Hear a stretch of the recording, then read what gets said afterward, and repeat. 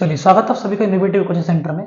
तो जैसे मैंने आपको बताया था कि क्लास 11th की हम एक रिवीजन क्लास स्टार्ट करने जा रहे हैं। तो आज हम उसके पहले चैप्टर के बारे में बात करेंगे, संविधान क्यों और कब। लेकिन एक मेरा वर्ड है जो आप जोड़ लेना, क्यों, कब और कैसे। संविधान कैसे बनाया गया था इसके बारे में डिस्कस करेंगे। ठीक है, तो चलिए शुरू करते हैं, स्टार्ट करते हैं। आइए बात करते हैं कि संविधान क्यों, कब और कैसे। यहाँ पे एक वर्ड लगा लो, कैसे। ठीक है, तो इसको समझने से पहले हमें यह पता करना है कि संविधान क्यों बनाया गया, संविधान कब बनाया गया और संविधान कैसे बनाया गया। लेकिन तीनों वर्ड को जानने से पहले हमें यह पता होना बहुत जरूरी है कि संविधान होता क्या है। तभी हम बताएंगे कि संविधान क्यों बनाया गया, कब बनाया गया और कैसे बनाया गया। तो पहले हम बात कर लेते हैं कि संविधान होता क्या है। तो चलिए एग्जाम्पल उठाते हैं। मान लेते हैं कि हमारी एक कंपनी है। ये क्या है? हमारी एक कंपनी है। कोई भी एक फर्म मान लो, आपकी एक फर्म है जो काम कर रही है। ठीक है, मान लेते हैं अब ये फर्म काम कर रही है। अगर मान लो यहां पर lack of rules and regulation हो, lack of rules and regulations हो, यानी कि नियम और कानूनों का अभाव हो, नियमों तथा कानूनों का अभाव हो। अगर यहां पर कोई नियम कानून ना हो तो यहाँ की सिनेरियो क्या होगी? क्या लगता है आपको किस तरीके से संचालित होगा? तो किसे कहना है कि भाई यहां पर क्या होगा? कोई डिसिप्लिन नहीं रहेगा, लैक ऑफ डिसिप्लिन हो जाएगा, काम टाइम से नहीं होगा, मतलब पूरी व्यवस्था तहस नहस हो जाएगी। या फिर कह लो कि अव्यवस्थित रहेगी, कोई बैलेंसिंग नहीं रहेगी। तो कहानी ये कि इस चीज को बैलेंसिंग बनाने के लिए अगर हमें इसको स्थिरता लाना है और सुधार लाना है, रिफॉर्म करना है, तो रिफॉर्म करने के लिए हमें क्या करना पड़ेगा? यहां पर इंपोज करने पड़ेंगे। क्या? Impose rules and regulation, impose rules and regulation. हमें यहां पर नियम तथा कानून लागू करने पड़ेंगे। ठीक है, जब यहां पर नियम और कानून होंगे तो ये कंपनी सही तरीके से संचालित होगी। और ऐसे आप देखोगे कि हर एक चीज में, जैसे हम जाते हैं, मान लेते हैं हम रोड पे चलते हैं, तो रोड पे जब हम चलते हैं तो हमारे पास जैसे मान लो चौराहा आता है, यहां पर क्या होता है? रेड लाइट लगी रहती है, वो भी एक नियम है। अगर मान लो कि रेड लाइट ना हो तो यहां पर क्या जाम लग जाएगा? कोई कहीं जा ही नहीं पाएगा, कोई कहीं जा ही नहीं पाएगा। तो इन सही तरीके से चलाने के लिए यहां पर क्या किया गया? एक रेड लाइट रखी गई है। और ये रेड लाइट बेसिकली क्या है? रूल है। ये क्या है? रूल्स है, नियम है कि आपको अगर रेड लाइट होगी तो रुकना है, ग्रीन लाइट चलना है। तो यानी कि नियम, जो छोटे मोटे नियम कानून है, ये मान लो कि छोटी छोटी इकाई को चलाने के लिए, समाज की सबसे छोटी इकाई को भी चलाने के लिए, सभी छोटी से बड़ी सभी इकाइयों को चलाने के लिए हमें कहीं ना कहीं नियम और कानूनों की जरूरत पड़ रही है। पड़ रही कि नहीं पड़ रही है? तो इसीलिए जब छोटी से छोटी चीजों को चलाने के लिए नियम कानून पड़ती है, तो क्या देश को चलाने के लिए नियम कानून की आवश्यकता नहीं होगी? तो होगी। तो देश को चलाने के लिए, या ये कह लो कि देश को चलाने के लिए जिस नियम कानून की जरूरत पड़ती है तथा कानून की आवश्यकता होती है वह संविधान कहलाता है। क्या कहलाता है? वह संविधान होता है। मैं भी समझाऊंगा, डेफिनेशन ये लिखनी नहीं है आपको, बस मैं समझा रहा हूं कि अगर हमें छोटे से छोटी यूनिट को चलाने के लिए नियमों कानून की आवश्यकता पड़ रही है, तो एक देश को चलाने के लिए भी नियमों कानून की आवश्यकता पड़ेगी। उन्हीं नियमों और कानूनों को हम क्या बोलेंगे? संविधान बोलेंगे। क्या बोलेंगे? संविधान। हालांकि डेफिनेशन भी अलग है, मैं लिखवा दूंगा आपको डेफिनेशन क्या है, बस आपको समझा रहा हूं कि संविधान होता क्या है। बात में आगे बात, तो देश को सही तरीके से संचालित करने के लिए, उचित तरीके से संचालित करने के लिए, नियमों और कानूनों के आधार पर संचालित करने के लिए क्या करते हैं? एक संविधान बनाया जाता है ताकि समाज में क्या रहे? स्थिरता रहे, कहीं क्या नाम है, यहाँ पे डिसिप्लिन रहे, कोई मतभेद ना हो, कोई लड़ाइयां ना हो, दंगे फसाद ना हो, ये सारी चीज। बात में आगे बात, तो कहानी आती है कि भैया सब तो ठीक है, लेकिन लिखेंगे कैसे इसको? तो आप लिख लो, यहां पर मैं लिखवा देता हूं, आपको समझ भी आ जाएगा आपको, है ना। यहां पर लिखोगे संविधान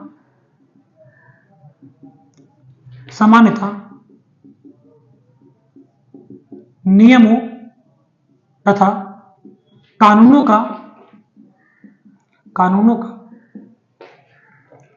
वह लिखित दस्तावेज होता है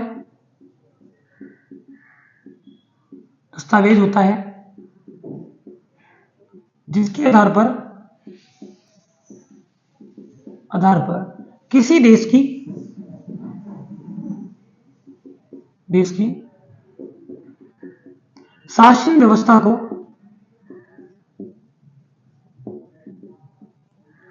संचालित किया जाता है। समझ में आ गई बात? यानी कि ये समानता एक लिखित दस्तावेज होता है जिसके आधार पर किसी देश की शासन व्यवस्था को चलाया जाता है। भाषा में क्या बोलते हैं? हम संविधान बोलते हैं। 2 नंबर की डेफिनेशन है, अगर आपका आता है तो आप लिख सकते हैं यहाँ पे कि क्या क्या चीजें होती है। बस में ये तो ये तो आपका रहा संविधान। संविधान क्या होता है, ठीक है। अब आती है संविधान कब बनाया गया, कैसे बनाया गया, तो ये भी बहुत इंपॉर्टेंट है। तो पहले उठा लेते हैं कि संविधान कब बनाया गया, ठीक है। तो देखो बेटा, संविधान बनाने के लिए क्या चाहिए था, हमें एक संविधान सभा चाहिए। क्या चाहिए था, एक संविधान सभा चाहिए था। तो संविधान सभा की मांग करने बहुत से लोगों का नाम आता है, लेकिन सबसे पहले आप मान लोगे 1934 में क्या किया था, एम एन रॉय ने। किसने, एम एन रॉय ने संविधान सभा की मांग की। क्या की,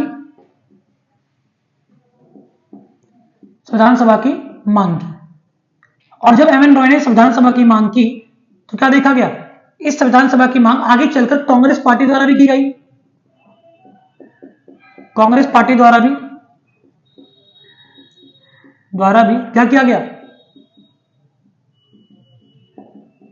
संविधान सभा की मांग की गई, ठीक है। तो एक अलग फैक्ट है। अब कहानी कहती है बेटा, जब हम, आपको पता है कि 1947 से पहले हम गुलाम थे, तो हम स्लेव थे, जब ब्रिटिश इंडिया के गुलाम थे। तो क्या था कहानी, कहानी ये थी कि बेटा कि उन्होंने हमारे सामने 2 शर्तें रखी। कहा कि हम आपको आजादी तब देंगे जब आपके पास 2 चीजें होनी चाहिए। क्या होनी चाहिए, एक तो आपका अपना एक संविधान होना चाहिए। क्या होना चाहिए, संविधान होना चाहिए। और दूसरा आपका क्या होना चाहिए, सरकार होनी चाहिए। क्या होनी चाहिए, सरकार होनी चाहिए। तो इससे देखोगे आप कि यहां पर सरकार के लिए 2 सितंबर 1946 में क्या किया गया, एक अंतरिम सरकार का गठन किया गया। अंतरिम सरकार का गठन किया गया, ठीक है। यहां पर एक अंतरिम सरकार बना दिया गया। अब संविधान की दिशा में क्या देखा गया, संविधान की दिशा के अंतर्गत संविधान सभा की मांग की गई। तो संविधान सभा के संदर्भ में यहां पे कुछ बातें आई, तो बातें ध्यान रखना। तो यहां पे क्या लिखोगे कि संविधान सभा की पहली बैठक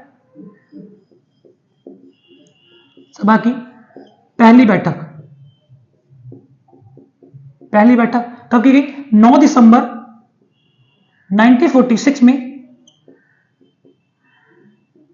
आयोजित की गई। भाषण की बात, यानी संविधान सभा की पहली बैठक कब हुई थी, 9 दिसंबर 1946 को, क्योंकि एम एन रॉय ने और आगे चलकर कांग्रेस पार्टी ने संविधान सभा की मांग की। तो संविधान सभा एक बन गई। अब कहानी क्या थी, मेंबर कैसे सिलेक्ट किए गए, तभी हम आगे बात करने वाले। पहले अभी समझ लो कि संविधान सभा की पहली बैठक कब हुई थी, तो 9 दिसंबर 1946 को। अब देखो, संविधान सभा को चलाने के लिए मान लो एक सभा है, सभा को संचालित करने के लिए हमें 2 तरह के सदस्य चाहिए थे। एक होगा आपका स्थायी सदस्य और एक होंगे आपके अस्थायी सदस्य। तो कहानी क्या है बेटा, ध्यान रखना। तो 9 दिसंबर 1946 को संविधान सभा के अस्थायी सदस्य का चयन किया गया और अस्थायी तौर पर अस्थायी सदस्य तो कौन बने, सच्चिदानंद सिन्हा। यानी 9 दिसंबर 1946 को संविधान सभा के अस्थायी सदस्य का चयन किया गया और अस्थायी सदस्य के तौर पर किसे चुना गया, सच्चिदानंद सिन्हा को चुना गया। किसको चुना गया, सच्चिदानंद सिन्हा को। तो दूसरी बात क्या थी, दूसरी बात यह थी कि संविधान सभा की दूसरी बैठक, तो संविधान सभा की दूसरी बैठक कब हुई, तो 11 दिसंबर 1946 को दूसरी बैठक आयोजित की गई।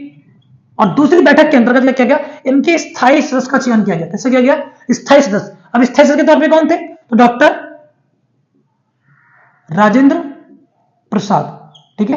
देखो मैंने आपको बहुत फास्ट पढ़ाया है, ध्यान रखना। बहुत सारी चीजें ऐसी हैं जो क्लास में तब से मजा आता है, लेकिन ये क्या है कि रिवीजन क्लास चल रही है, तो फिर मैं आपको बहुत सारी चीजें कवर करके बता दे रहा हूँ कि जो पेपर में आने वाली है, ठीक है। तो बाकी इतना अगर आपको डीप जानना है तो मैं आपको नोट दे दूंगा, उसको पढ़ लेना। बाकी अगर आप चाहते हो तो मैं आप कमेंट कर देना, मैं आपको दोबारा इसके बारे में एक अच्छी वीडियो बनाता हूँ, लेकिन रिवीजन के हिसाब से ये इतना आपके लिए बहुत इनफ है, ठीक है। चलिए, तो 11 दिसंबर 1946 को डॉक्टर राजेंद्र प्रसाद बनाए गए और ये क्या बनाए गए, विधानसभा के स्थायी सदस्य। ध्यान रखना, डॉक्टर राजेंद्र प्रसाद ही भारत के प्रथम राष्ट्रपति भी थे। क्या थे, राष्ट्रपति भी थे। पास में आ गया यहां तक, कोई दिक्कत है। तो पहली बैठक कब हुई, 9 दिसंबर 1946 को, दूसरी बैठक 11 दिसंबर 1946 को। तो 2 बैठक आयोजित हो गई। अब कहानी होती है कि भाई संविधान के अंतर्गत क्या क्या चीज शामिल की जाए। तो कहानी क्या थी बेटा, संविधान को बनाने के लिए हमें एक ब्लूप्रिंट चाहिए था। अब वो ब्लूप्रिंट का मतलब रूपरेखा, ये कह लो कि संविधान की रूपरेखा। अभी रूपरेखा क्या होती है, ब्लूप्रिंट का मतलब होता है कि संविधान में क्या क्या चीजों को हम शामिल करने वाले हैं। बात में आ गया था। तो कहानी क्या थी कि पहली देखो कि आपके 13 दिसंबर 1946 को कौन भारत के प्रथम प्रधानमंत्री कौन थे? भारत के प्रथम प्रधानमंत्री कौन? पंडित जवाहरलाल नेहरू द्वारा, जवाहरलाल नेहरू द्वारा, ठीक है, एक प्रस्ताव पेश किए गए संविधान की, संविधान की रूपरेखा प्रस्तुत की गई, रूपरेखा प्रस्तुत की गई, जिसे उद्देश्य प्रस्ताव कहा गया। क्या कहा गया? उद्देश्य प्रस्ताव कहा गया। तो ये बेटा, तो ये ध्यान रखना, क्वेश्चन आता है 2 नंबर का कि उद्देश्य प्रस्ताव क्या था। तो उद्देश्य प्रस्ताव क्या था बता दिया मैंने आपको कि 13 दिसंबर 1946 को भारत के प्रथम प्रधानमंत्री कौन थे? पंडित जवाहरलाल नेहरू द्वारा संविधान की रूपरेखा प्रस्तुत की गई, यानी संविधान में किन किन चीजों को शामिल किया जाएगा, किन किन चीजों को प्राथमिकता दी जाएगी, इसको मिलाकर एक रूपरेखा बनाई गई थी। जैसे मान लेते हैं कि हम एक घर बनाते हैं तो घर का एक मैप होता है कि यहाँ पर ये क्या कमरे बनेंगे, यहाँ बाथरूम होगा, यहाँ गलियारा होगा, ये पार्किंग होगी, तो हम एक मैप बनाते हैं। उस तरीके से ही संविधान बनाना था। संविधान की एक रूपरेखा थी, ब्लूप्रिंट था। उस ब्लूप्रिंट को किसने पेश किया था? पंडित जवाहरलाल नेहरू ने। कब पेश किया था? 13 दिसंबर 1946 को। इसे क्या बोला गया था? उद्देश्य प्रस्ताव बोला गया था। बात में आ गया था, कोई दिक्कत है? आज बेटा ये बंद करिए क्योंकि थोड़ी सी तबीयत ठीक नहीं है, ठीक है? तो आज के लिए इतना ही। फिर भी अगर कोई डाउट होगा तो मुझसे पूछ लेना। बाकी मैं आगे आपकी बात करेंगे संविधान सभा के सदस्य कैसे चुने गए थे, संविधान निर्माण की प्रक्रिया क्या थी, कौन सी कमेटी लाई गई थी, किस कमेटी को संविधान बनाने का काम सौंपा गया था, जैसे प्रारूप समिति थी, तो प्रारूप समिति में कितने मेंबर थे, संविधान के कार्य क्या होते हैं, संविधान की विशेषता क्या है, इन सब चीजों के बारे में, विभाजन कैसे हुआ था, माउंटबेटन परियोजना क्या थी, इन सब चीजों के बारे में बात करने वाले। तो आज के लिए इतना ही। Thank you.